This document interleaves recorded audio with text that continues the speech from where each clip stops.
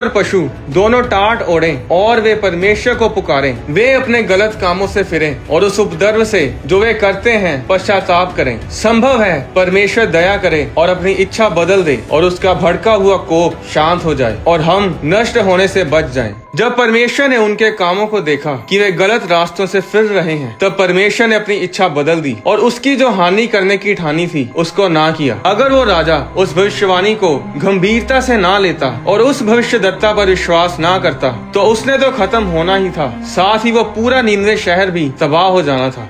आज समस्या ये है कि आज देश के हाकिम, देश के प्रधानमंत्री, राष्ट्रपति, देश को चलाने वाले लोग ना तो परमेश्वर की सुनते हैं और ना परमेश्वर के दासों की। पुराने समय में जो राजा सफल थे, उनकी सफलता का राज यही था कि वो परमेश्वर के दासों की अगुवाई में चलते थे। जीवित परमेश्वर के भविष्यद्वक्ता राजा को बताते थे कि राजा, तुझे अब क्या करना है, परमेश्वर तुझसे क्या चाहता है, तुझे ये जंग कैसे लड़नी है, किसको मारना है और किसको छोड़ना है। और जब तक राजा उन परमेश्वर के भविष्यद्वक्ताओं की अगुवाई में चलते थे, तब वो सफल होते थे। आज भी कुछ नहीं बदला है। अगर देश को चलाने वाले लोग जीवित परमेश्वर के भविष्यद्वक्ताओं की अगुवाई में चलेंगे, तो देश धरती पर स्वर्ग जैसा होगा।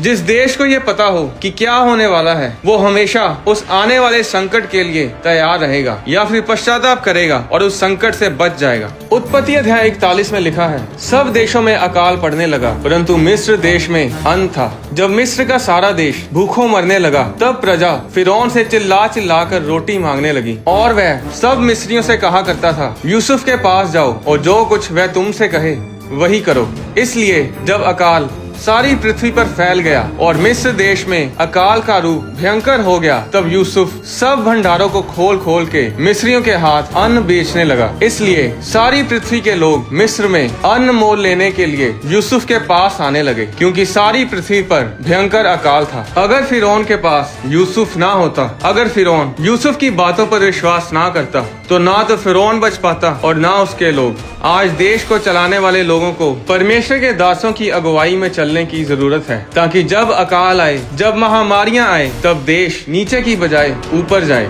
जो टिड्डियों का आक्रमण महाराष्ट्र, यूपी, पंजाब, राजस्थान और जिसे हमने अन्य राज्यों और देशों में देखा, ये कोई नई चीज नहीं है। हजारों साल पहले ये सब होता रहा है और ये परमेश्वर के न्याय का प्रतीक है। उत्पत्ति अध्याय 10 में जब फिरौन ने परमेश्वर के लोगों को आजाद नहीं किया कि वे अपने परमेश्वर की आराधना करें, तो परमेश्वर ने उस देश में टिड्डियों को भेजा, जिन्होंने उस देश की सारी फसल को चट कर दिया। ये सब बाइबल में लिखा हुआ है। जो होने वाला है, जो दिन आने वाले हैं, उन सब के बारे बाइबल में लिखा है। बताओ कोई ऐसी पुस्तक जो हजारों साल पहले लिखी गई हो और जिसमें आने वाले कल के बारे में लिखा हो और उसमें लिखी हर एक बात, हर एक भविष्यवाणी पूरी हो रही हो। बताओ कोई ऐसी पुस्तक जिसमें ये बताया हो कि इस युग का अंत कैसे होगा, मरने के बाद इंसान कहाँ जाता है, उसकी आत्मा कहाँ जाती है, स्वर्ग और नर्क क्या है, कब नई धरती बनाई जाएगी, कब इंसान कभी नहीं मरेगा और कब वो परमेश्वर के साथ हमेशा के लिए राज्य करेगा। ये सब बाइबल में लिखा है।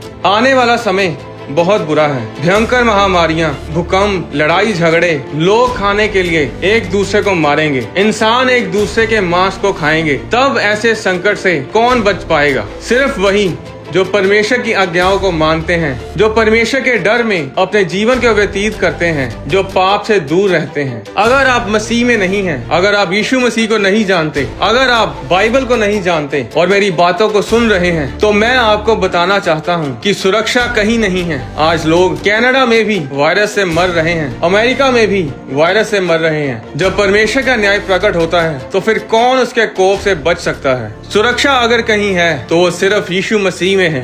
अब ध्यान से सुनिएगा, यीशु मसीह कोई धर्म नहीं, परमेश्वर ने कोई धर्म नहीं बनाया, परमेश्वर ने कोई जात नहीं बनाई, परमेश्वर ने इंसान को बनाया है। आप जिस भी धर्म से हैं, जात से हैं, यीशु मसीह आपके धर्म को नहीं, आपके जीवन को बदलते हैं। बाइबल में लिखा है कि चख के देखो यहोवा कैसा भला है। परमेश्वर आप पर दबाव नहीं डालता कि आप उसके पीछे चलें, पर वो ये गारंटी जरूर लेता है कि अगर आप उसके पीछे चलें, तो चाहे आप आग में से गुजरें या फिर पानी में से, ना तो आग आपको जला पाएगी, ना पानी आपको डुबा पाएगा। अगर आप यीशु मसीह को अपना उद्धारकर्ता ग्रहण करना चाहते हैं, तो ये बहुत ही आसान है। मेरे साथ बोलें, परमेश्वर, मैंने पाप किए हैं, मैं अपने पापों से तौबा करता हूँ कि मैं दोबारा पाप नहीं करूँगा।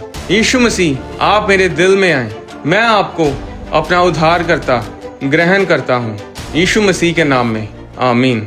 अगर आप यीशु मसीह के बारे में जानना चाहते हैं, अगर आप जानना चाहते हैं कि आप असल में हैं कौन, आपको किसने बनाया, इस दुनिया को किसने बनाया, सूर्य, चंद्रमा, तारे, आकाश मंडल किसके हाथों की रचना है, तो इन सभी सवालों के जवाब आपको बाइबल में मिलेंगे। आपको बाइबल पढ़ने के लिए किसी रीति रिवाज की जरूरत नहीं। आप इंटरनेट पर ऑनलाइन बाइबल पढ़ सकते हैं। आप अपने फोन में बाइबल ऐप डाउनलोड करके भी बाइबल पढ़ सकते हैं।